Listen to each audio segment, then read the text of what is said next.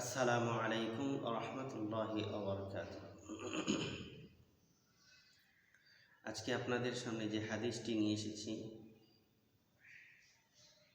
হাদিসটি শেষ জামানার ফিতনা সম্পর্কে আল্লাহর নবী সাল্লাল্লাহু আলাইহি ওয়াসাল্লাম বর্ণনা করেছেন। হাদিসটি মুসলিম শরীফে বর্ণিত হয়েছে, মুসলিম শরীফের হাদিস। হাদিসটি বর্ণনা করেছেন হযরত আবী হুরায়রা রাদিয়াল্লাহু তাআলা আনহু।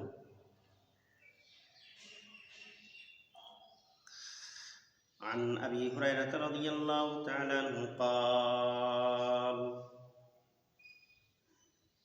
قال رسول الله صلى الله عليه وسلم بادروا بالأعمال فتنا كقطع الليل المظلم। আল্লাহর নবী সাল্লাল্লাহু আলাইহি ওয়াসাল্লাম বলেন, বাদিরু বিল আমাল, তোমরা আমলের দিকে ধাবিত হও, অগ্রসর হও, দ্রুত এগিয়ে যাও, নেক আমল বেশি বেশি করে করতে থাকো।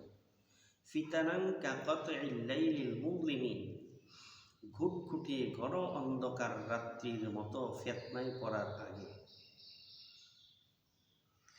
ওয়ায়ুসবিহুর রাজুলু মুমিনান ওয়ায়ুমসি কাফিরা। আল্লাহর নবী সাল্লাল্লাহু আলাইহি ওয়াসাল্লাম বলেন, ব্যক্তি সকালবেলায় ঘুম থেকে উঠবে মুমিন অবস্থায়, সন্ধ্যা হবে কাফের অবস্থায়। অর্থাৎ সকালবেলায় মুমিন থাকবে, সন্ধ্যাবেলা হতে হতেই কাফের হয়ে যাবে। ওয়ায়ুমসি মুমিনান ওয়ায়ুসবিহু কাফিরা। আবার সন্ধ্যাবেলায় মুমিন থাকবে, সকাল হইতে হইতে কাফের হয়ে যাবে। কারণ কি? কারণটা আল্লাহর নবী বলেছেন, ইয়াবিউ দীনাহু বিআরদিন মিনাদ দুনিয়া। তার কারণ হলো সামান্য মূল্যে, সামান্য দামে, সামান্য দুনিয়ার জন্য, দুনিয়া কামাইবার জন্য, দুনিয়ার সামান্য স্বার্থের জন্য সে তার দিন ঈমান বিক্রি করে দিবে। অর্থাৎ দিন ঈমান সে বিক্রি করে দিবে সামান্য দুনিয়ার স্বার্থে। দুনিয়া কামাইবার জন্য, দুনিয়া পাওয়ার জন্য সে তার ঈমান, আমল, দিন সব বিক্রি করে দিয়ে সে দুনিয়া কামাইবে। এই কারণেই আল্লাহর নবী সাল্লাল্লাহু আলাইহি ওয়াসাল্লাম অন্য এক হাদিসে বলেছেন, ফাত্তাকুদ দুনিয়া,